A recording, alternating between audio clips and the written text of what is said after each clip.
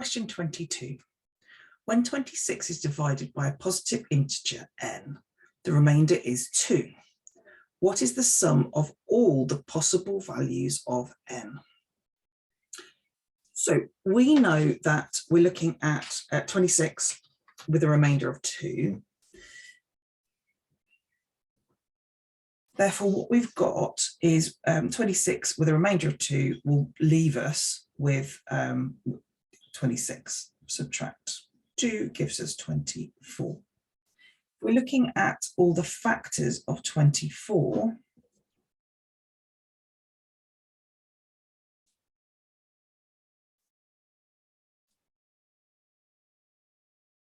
These are the factors of 24. We need to find out which are factors of 24 but are not factors of 26.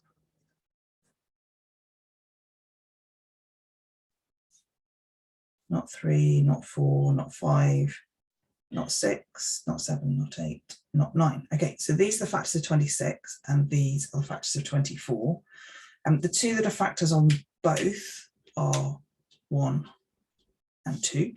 So if we were dividing 26 by 1, we would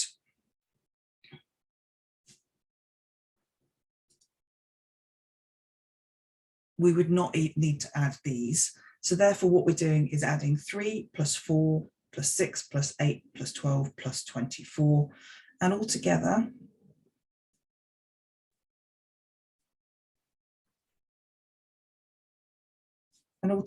they make 57, and 57 is answer D.